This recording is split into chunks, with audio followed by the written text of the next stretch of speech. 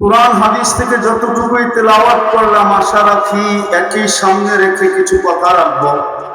কিন্তু সকলের কাছে হাত জোড় অনুরোধ থাকবে, যতটুকু শুনবো, যতক্ষণ শুনবো, পরিপূর্ণ মনোযোগ দিয়ে শুনবো। কেননা আদেশটা আমার না, স্বয়ং আল্লাহ। ইদা কুরিয়াল কুরআন ফাসতামিউ, যখন কোরআন শুনো বা কোরআনী কথা শুনো তো পরিপূর্ণ মনোযোগ দিয়ে শুনো। দ্বিতীয়টা, যদিও ভিক্টোরিয়া পার্কে সম্ভব না, তারপরও চেষ্টা করব ওটাকে পুরা করতে। সেটা হলো আনসিতু, পরিবেশটাকে বিলকুল নীরব নির্জুম রাখা। এটাও আল্লাহর হুকুম। ইনশাআল্লাহ প্রশ্ন মনে করতে পারেন, আবার কথা বলার ভঙ্গিও মনে করতে পারেন। আমার সমাজ প্রশ্ন করতে পারে যে ওলামা আমাদেরকে এরকম বিরক্ত করে কেন, কিছু করতে গেলেই আমাদেরকে বাধা দেয় কেন। এই প্রশ্ন আমার জাতি আমার কাছে করতে পারে। কিন্তু আমিও যদি একটা প্রশ্ন করি, বহু ক্ষেত্রে দেখা যায় প্রশাসনের লোক আমাদেরকে বাধা দেয়, ঠিক না? না না, আওয়াজ না, মনোযোগ। আমি বিরুদ্ধে বলবো না, কিন্তু যদি ওনাদেরকে প্রশ্ন করি, আপনি আমাকে বড় করে স্টেজ বানাইতে দিলেন না কেন, সে বলবে আমার দায়িত্ব যতটুকু অতটুকু আপনাকে দিতে পারি, আমার দায়িত্বের বাহিরে দিতে পারি না, ঠিক না? এরকম আমাদের রাষ্ট্রীয় কর্মধার যারা, অনেক সময় দেখা যায় ওনারও আমাদের মাঝে বাধা বিপত্তি সৃষ্টি করে, ঠিক না? আমি যদি প্রশ্ন করি আপনারা কেন বাধা সৃষ্টি করেন, তো ওনাদের কাছেও এই জবাবটাই হবে যে আমরা কর্ণধার হিসাবে সবকিছু দিতে পারি না, ঠিক না? যুক্তিসঙ্গত তো? আমিও যদি জিজ্ঞেস করি, ওলামারা প্রশ্ন করলাম, ওলামা বাধা দেয় কেন? আজকে 2 থানার ওলামা এখানে কেন একত্রিত হলো? অনেকক্ষণ পর্যন্ত কিন্তু আমি বসে বসে বয়ান শুনতেছিলাম। আমি এশারের নামাজ শেষ হওয়ার সাথে সাথে চলে আসছি। কিন্তু আমিও আপনাদেরকে বলতে চাই, ওলামা বাধা বিপত্তি কেন তৈরি করে? দায়িত্ব যদি ওলামাদের কাঁধে আল্লাহর পক্ষ থেকে অর্পিত না হতো, রব্বে কাবার কসম আমরা আপনাদের দিকে চোখ উঠায়ও তাকাইতাম না। বাধা বিপত্তি তো দূরের কথা, কসম খোদা, ওলামা কোনদিন আপনাদের দিকে চোখ উঠায়ও তাকাইত না। ওলামাও স্লোগান দিত, যার জীবন যার যার, যেমন খুশি তেমন কাটাক, আমার কি আসে যায়।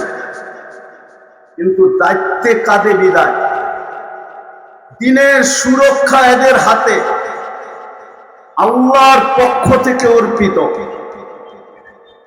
4 ভাবে যদি ওলামাদের উপরে আল্লাহর পক্ষ থেকে দায়িত্ব অর্পিত না হতো,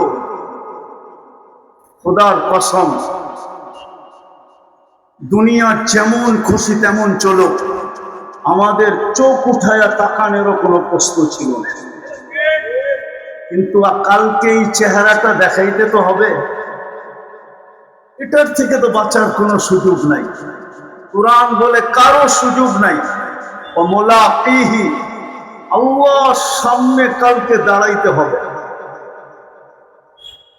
যদি কালকে দাঁড়ানোর প্রশ্ন না থাকতো, আর তাদের যদি দায়িত্ব না থাকতো, তাহলে ওলামা কোনোদিন মসজিদের মেম্বরে বসেও আপনাদেরকে বিরক্ত করতো না, আর কোনোদিন ওয়াজের স্টেজে এসে বিরক্ত করতো না, আর কোনোদিন আপনাদের বাড়িতে যেও বিরক্ত করতো না, যদি কাঁধে দায়িত্ব না থাকতো।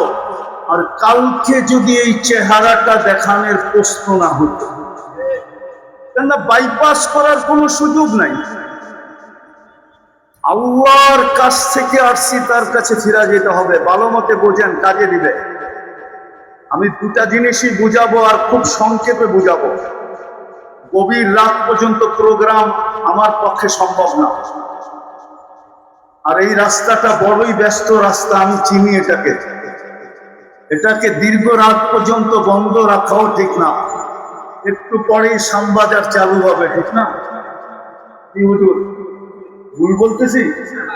বিদায় দীর্ঘ রাত পর্যন্ত এটাকে অবরোধ করাও ঠিক না, আমি মনে করি। বিদায় সংক্ষেপে বুঝাইতে চেয়েছি। চলেন কোরআনের একটা আয়াত দিয়া বুঝাই। আল্লাহর পক্ষ থেকে আল্লাহ বলতেছেন সূরা ইব্রাহিমে, আলিফ লাম রা কিতাবুন আনসালনা ইলাইকা লিতুখরিজান নাসা মিনাদ যুলুমাতি ইলান নূর। আমাদের নবীজিকে আল্লাহ সম্বোধন করতেছেন, বন্ধু আপনি প্রেরিত কেন? কিয়ামতের সকাল পর্যন্ত মানুষকে অন্ধকার থেকে বাহির করবেন। আমি যদি আল্লাহকে প্রশ্ন করি, আল্লাহ কিয়ামতের সকাল পর্যন্ত বাহির করবে, ঠিক আছে, জমানা হিসাবে সময় হিসাবে কিয়ামতের সকাল পর্যন্ত, কিন্তু দুনিয়াতে বয়স তো দিচ্ছেন ৬৩ বছর। আপনি যদি ২-৪ হাজার বছর বয়স দিতেন তাইলেও তো মনকে বুঝাইতে পারতাম। বয়স তো দিলেন ৬৩ বছর, সময় কোন পর্যন্ত? কিয়ামতের সকাল পর্যন্ত, ঠিক না? আরে হুজুররা কি বলে, ঠিক তো? লিতুখরিজান নাসা মিনাদ যুলুমাতি ইলান কিতাবুন আনসালনা ইলাইকা লিতুখরিজান নাসা মিনাদ যুলুমাতি ইলান নূর। কিয়ামতের সকাল পর্যন্ত সময়। দুনিয়াটা পুরা হইল পরিধি। একটা তো বুঝে আসলো যে বয়স মাত্র ৬৩ বছর, ২-৪ হাজার বছর দিতেন তাইলে তো এই আয়াতটা বুঝে আসতো, ঠিক না? হুকুম তো হইল কিয়ামতের সকাল পর্যন্ত মানুষকে বাতিল করবে, কিন্তু বয়স দিলেন ৬৩ বছর, পরিধি হইল পুরা দুনিয়া। কিন্তু আমাদের নবীজি তবুকের আগে যান নাই, জমিনের সফরে, হ্যাঁ আসমানের সফরে আরশের উপর পর্যন্ত গেছেন, ঠিক না? আর এটা প্রমাণ করার জন্য আল্লাহ নিয়ে গেছেন বন্ধু আপনাকে আমি উঁচা করছি, উঁচা কতটুকু? আল্লাহ বলে তোর কি চোখে দেখা যায় না? উঁচা করতে করতে করতে করতে আরশের উপরে নিয়ে গেছে। আমার উপরে তো নিয়ে যাওয়া সম্ভব না, আল্লাহর উপরে নিয়ে যাওয়া সম্ভব। আমি নিতে নিতে আরশের উপরে নিয়ে গেছি। যেমন এটা আল্লাহ রসুলের জন্য ক্রেডিট, আমাদের জন্য এটা ক্রেডিট কার্ড, ঠিক না? আমি আগে চলতেছি, পায়ে হাত দিয়া বলবো যদি আজকে আমার কথা বুঝে আসে, আর যুবকদেরকে বলবো যুবক তুমিও যদি নিজেকে গড়তে পারো, তাইলে কাল কবরে যায় তুমিও কলারে হাত দিয়া বলতে পারবে, যখন মুনকার নাকির আসবে তুমিও কলারে হাত দিয়া বলতে পারবে জানিস আমি কার উম্মত, বলতে পারবে। হ্যাঁ, কসম কসম খোদা, আজকে আমরা চিনি না দেখি তো গৌরব করতে পারতেছি না। আমরা তো মুহাম্মদ উম্মত এটাই জানি না।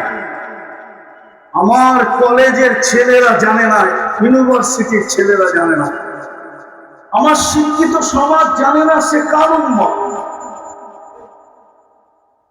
কার উম্মতের জন্য সে নির্বাচিত। কত চোখের পানি ঝরার পরে সে নির্বাচিত হয়েছে। আল্লাহ কোন চোখের পানিকে দাম দেন নাই। আমি দুই একটা দেখাইতেছি, দুই একটা, শুধু একজনের চোখের পানিকে আল্লাহ দাম দিছেন, তো ঈসা আলাইহিস সালাম উম্মত হয়ে আসবে। আর কারো চোখের পানিকে আল্লাহ দাম দেন নাই, মূল্যায়ন করেন নাই। মুসা আলাইহিস সালামের দরখাস্ত পর্যন্ত মূল্যায়ন করেন নাই। ফাতারাদাত তাওরাত, बताया नहीं লেখা আছে তাওরাত কিতাবকে সরায় দিয়া বসে উম্মত বানায়া দেন। আল্লাহ বলছে সম্ভব না, সাবাক্তা মিনহুম, তুমি অনেক আগে চলে আসছো, উম্মত বানানো সম্ভব না। আর দ্বিতীয় জবাব হলো সম্ভব না কেন? আমি আগেই বন্ধুর উম্মতকে বাছাই করে নিছি, আমি বাছাই করে আগেই রেখে দিছি। এখন নতুন ভিতরে ঢুকানো সম্ভব না। আমরা তো জানি না কার উম্মত, আমার যুবকরা জানে না, কসম খোসা। ওরা যদি জানতো তাহলে ওদের চুলের স্টাইল এরকম হতো না। ওরা নেটে দেখা চুলের ডিজাইন চয়েস করতো না। ওরা তো সূত্রাপুর আর কোতোয়ালির উলামাদেরকে আসা জিজ্ঞাসা করতো, বলেন না নবীর চুলের কাটিং কিরকম ছিল, ডিজাইন কিরকম ছিল। আমি কিচ্ছু করতে পারি না, শুধু নবীর আদর্শে নবীর ডিজাইনে চুল কাটতে চাই। ইমাম সাহেব যদি জিজ্ঞাসা হাসি দিয়া বলতো, কেন? ওর কাছে যুক্তি ছিল যে কাল কিয়ামতের দিন সর্বপ্রথম তা হাউজে কাউসারে দেখা হবে। পানি পান করানোর অঙ্গীকার তো আগেই ছিল, পানি তো পান করাবে। পরক্ষণে আমি হাত পাতবো। যদি নবীজি জিজ্ঞাসা করে হাত পাতবি কেন, বলে পানির অঙ্গীকার তো আগেই ছিল, আপনি পান করাবেন। কিন্তু সারা জীবন যে আপনার আদর্শে চুল কাটলাম, ওটার জন্য কি দিবেন? কি অযৌক্তিক কথা! হ্যাঁ, তাহলে তো আমার যুবকরা চুল লেটেড সেটা ডিজাইন নিয়ে কাটতো না, ওদের সমস্ত ডিজাইন লেটেড থেকে নেওয়া। আমার স্কুল কলেজের মেয়েরা হায় হায় পুরো চিঠির মাধ্যমে, ফুলের মাধ্যমে ওলামাদেরকে জিজ্ঞাসা করতো যে একটা জিনিসই আমার নবীর আদর্শ আমাকে শিখায়া দেন, যাতে কাল কিয়ামতের দিন ফাতেমা রাদিয়াল্লাহু তাআলা আনহার পাশে গিয়ে দাঁড়াইতে পারি। আমি তো বলি আমার জাতির মেয়েরা যদি কিছুই না করত, শুধু শরীয়ত মতে পর্দাটাই করত, আর যেই সময় আল্লাহ ফাতেমা রাদিয়াল্লাহু তাআলা আনহাকে কিয়ামতের দিন বলতেন, ফাতেমা তোমার মেয়েদেরকে একত্রিত করো, কেননা পুরুষদের আগে মেয়েরা জান্নাতে যাবে, আর এদেরকে নিয়ে জান্নাতে চলো, আমার সমাজের মেয়েরাও ছুটে যাওয়ার পাশে দাঁড়াইতে পারত। ফাতেমা যদি বলতো তুই আমার পাশে কেন, বলতো আমি বাংলাদেশের মেয়ে, আমার কাছে কিচ্ছু নাই বটে, কিন্তু তোমার মতো পর্দাটা আমার কাছে ছিল। তোমার মতো কি ছিল? কি ছিল? পর্দাটা আমার কাছে ছিল, এই জন্য আমি তোমার পাশে এসে দাঁড়াই। এতটুকু বলতে পারতো, এতটুকু বলতে পারতো। আমার সমাজের মানুষগুলা যদি একটা সুন্নতকে ওলামাদের থেকে শিখা, যদি একটা সুন্নতকে নিজের সঙ্গী বানাইতো, তাইলে এই জমানা হিসাবে আমি হাদিস বলতে পারি, যেই জমানায় সুন্নত আমাদের সমাজে সবচেয়ে বেশি ঘৃণিত, নবীর আদর্শ আমাদের কাছে সবচেয়ে বেশি ঘৃণিত, সবচেয়ে বেশি দীক্ষিত, সবচেয়ে বেশি অবহেলিত, সবচেয়ে বেশি লাঞ্ছিত, সবচেয়ে বেশি বঞ্চিত, সবচেয়ে বেশি বিতাড়িত বিষয়, সবচেয়ে বেশি আঙ্গুল ওঠে নবীর সুন্নত দেখে, ঠিক না? এই সময় তো আল্লাহর রাসূলের ঘোষণা ছিল, মান তামাসসাকা বিসুন্নতি, যে আমার একটা সুন্নতকে সঙ্গী বানাবে, ফালাহু আজরু মিয়াতু শাহীদ, আমি তাকে 100 শহীদের মালা নিয়ে স্বাগত দিব। এই জন্য আমার সমাজ ওলামাকে জিজ্ঞাসা করতো যে আমাকে একটা সুন্নত শিখায় দেন যার দ্বারা আমি 100 শহীদের মালা পাওয়ার উপযোগী হই। কনসিডার করতে করতে তো দয়াল নবী এতটুকু করছিলেন যে একটা সুন্নতকে সঙ্গী বানান। যেটা আমি বুঝাইতেছিলাম, ওলামা কেন আপনাদেরকে বিরক্ত? তো প্রশ্ন উঠে যে সমগ্র কিয়ামতের সকাল পর্যন্ত মানুষকে দুজক থেকে বাহির করতে হবে, কিন্তু বয়স পরিধি সারা দুনিয়া, কিন্তু সফর শুধু তবুক পর্যন্ত। কমসে কম সুলাইমান আলাইহিস সালামের মতো একটা যান্ত্রিক জিনিস দিয়া দিতেন, সকালে একটা চক্কর লাগাইতো, বিকালে একটা চক্কর লাগাইতো। আপনি যখন আরশে নিয়ে দিতে পারেন তো ওই মেশিনটা দিতে অসুবিধা কিছু প্রশ্ন আসে না? আসে না? তো কোরআনের ভিতরে জবাব আছে,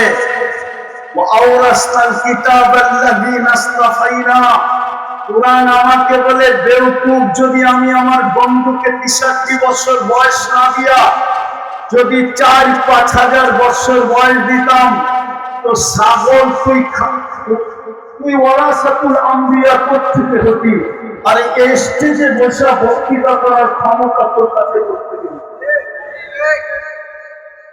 তুই তো ওয়ারাসাতুল আম্বিয়া হওয়ারই সুযোগ হতো না, হতো নাকি?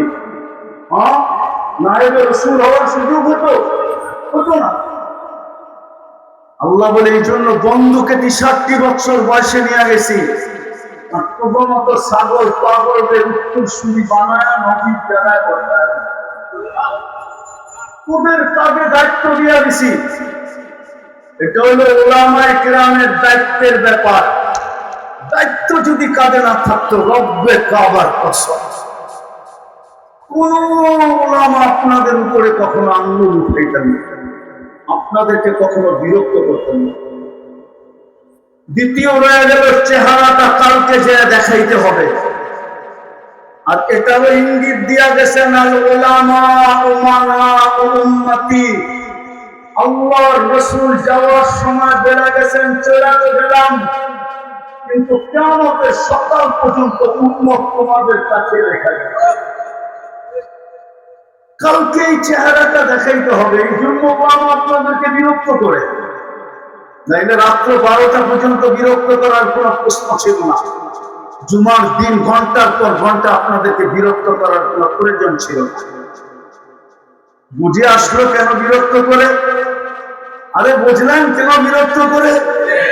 একটা হলো কাজে দায়িত্ব আল্লাহর পক্ষ থেকে অর্পিত।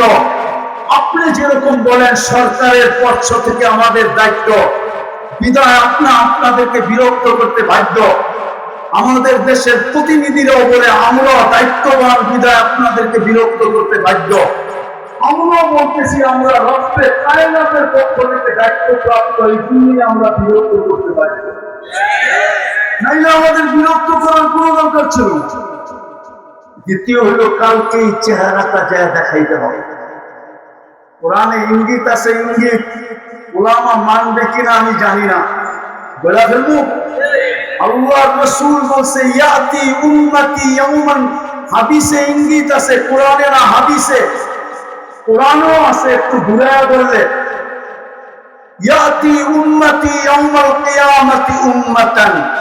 এই জন্যই আল্লাহর রাসূল বলছে তোমরা একা আসবে না। এই উলামাদেরকে সম্বোধন করে বলছে তোমরা একা আসলে চলবে না। হ্যাঁ, হাদিসে আছে কোন নবী আসবে, লাইসা মাহু আহাদ, একজন উম্মত থাকবে না, সে একা গেলে চলবে, কিন্তু এই উলামা একা গেলে চলবে না, বরং উম্মাতান, তার পিছনে বিরাট একটা জামাত নিয়ে পৌঁছতে হবে।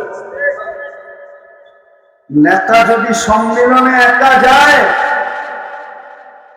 যায় না মিছিল হয়ে যায়? হ্যাঁ, কেন একা গেলে কি অসুবিধা? কি আরে বলেন না কেন? একা গেলে পথ থাকবে না, সবাই বলবে তোর পিছে তো কেউ নাই। তোর কি নাই? তারপরে কেউ নাই পিছে, মানি তারপরে কি নাই? পদ। এই জন্য নেতারা সামনে থাকে, পিছনে বিরাট বড় কি থাকে। এরাও জানে কিয়ামতের দিন একা গেলে চলবে না, বিশাল বড় এক উম্মত নিয়ে যেতে হবে, নাইলে আল্লাহ রাসূলের সামনে দাঁড়াবে কি করে? আল্লাহ বলবে তুই একা আসছিস, চলবে না। মুহাম্মদুর রাসূলুল্লাহ বলবে তুমি একা আসলা কি করে, চলবে না।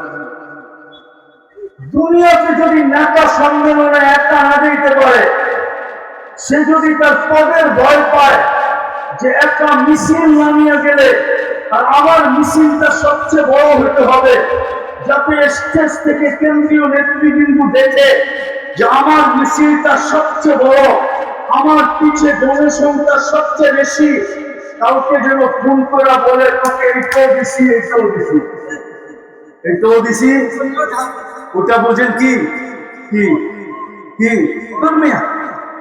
পত্র দিছেই তোরে নমিনেশনও দিলাম, পদ দিলাম, কি কাউন্সিলর হওয়া পাক্কা, কাউন্সিলর কি কি এমপি হওয়া, মন্ত্রী হওয়া পাক্কা। ওলামা জানে একা গেলে চলবে না, এই জন্য আপনাদের পায়ে ধরে, নাইলে ধরার কোনো প্রয়োজন ছিল না। কসম খোদার কসম, আপনাদেরকে বিরক্ত করার কোনো দরকার ছিল না, আমাদের জানের ঝুঁকি নেওয়ার কোনো দরকার ছিল না, জেল জরিমানা বরণ করার কোনো দরকার ছিল না, লুকায় লুকায় চলার কোনো দরকার ছিল না, মাইপা মাইপা কথা বলার কোনো দরকার ছিল না। আমরা ইঞ্চির গ্যাপ দিয়ে মাইপা মাইপা কথা বলি, যে তার দিলে দেখা যায়, আর কে আবার বিরুদ্ধে করা যায়, আবার আক্ষরিক করতে হয় কিনা, জেলে যেতে হয় কিনা, পায়ে বেরি করতে হয় কিনা, বাচ্চাকে এতিম করতে হয় কিনা, স্ত্রীকে বিধবা করতে হয় কিনা, কোনদিন প্রয়োজন ছিল না। আমরাও বলতাম তারে নারে বন্ধুরে, আগেরটা বললাম না, আমরাও বলতাম তারে নারে, চল যেমন মনে চায় চলো, আমরাও বলতাম। এতটুক কি বুঝাইতে পারলাম যে দুই থানার ওলামারা আপনাদেরকে বিরক্ত করে কেন? বুঝে আসছে কেন বিরক্ত করে? বুঝছেন তো? এই জন্য বিরক্ত করে, নাইলে বিরক্তের কোনো প্রয়োজন ছিল। একটা তাদের দায়িত্ব, আল্লাহর পক্ষ থেকে নির্বাচিত, আওরাসনাল কিতাবাল্লাযীনা ইসতাফাইনা মিন ইবাদিনা, আল্লাহ বলে আমি নির্বাচিত করছি, বন্ধু আপনি সে সিগনেচার দিয়া দেন। আল্লাহ রাসূল চিৎকার দিয়া বলতেছেন, উলামা ওয়ারাসাতুল আমবিয়া, আল উলামা উমানা উম্মতি। এই জন্য আপনাদেরকে রাত 11:30 বাজতে চলছে, এখনো বিরক্ত করতেছে। দ্বিতীয় কথা সারমর্ম হিসাবে বলতেছি, অল্প সময়, খুব মনোযোগ। মুহাম্মদুর রাসূলুল্লাহ জমিনে কেন আসেন? যার স্থান আমি যদি কোরআনে দেখি, আমি যদি কোরআনের দিকে তাকাই, তো যার স্থান দেখি আল্লাহর পাশে, তার পাশে আল্লাহ, আল্লাহ কাবা কাউসাইনি আও আদনা সুম্মা দানা ফাতাদাল্লা ফাআওহা ইলা আবদিহি মা আওহা। যাকে আল্লাহ উঁচা করতে করতে করতে পাশে নিয়ে বসে।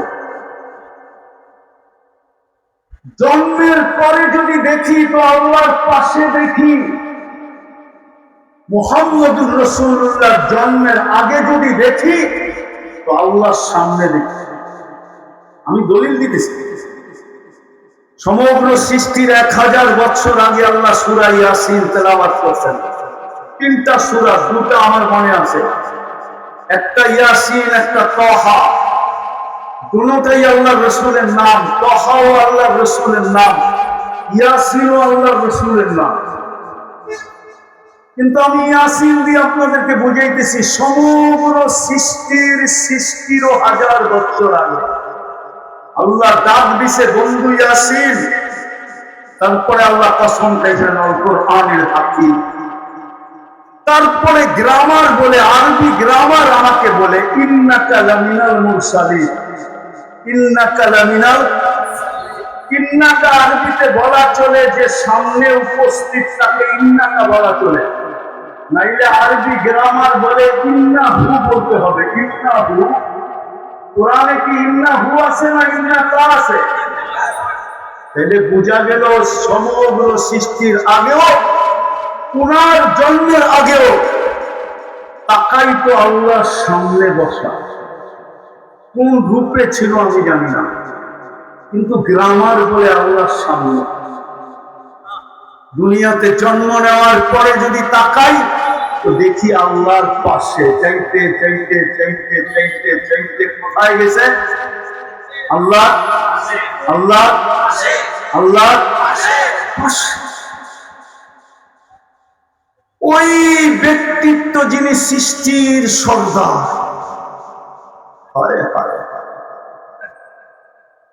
উনার অস্তিত্ব না হইলে তো এই আয়াতের অস্তিত্ব কোনোদিন হতো না।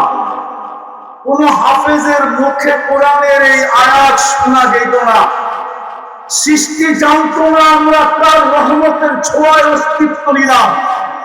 যদি উনার অস্তিত্ব না হতো, ওমা আরসালনাকা ইল্লা রাহমাতাল লিল আলামিন, শুধু লিল আলাম না, লিল আলামিন। কয়টা আলম? অগণিত আলম আল্লাহ, জগৎ আল্লাহ সৃষ্টি করে রাখছেন।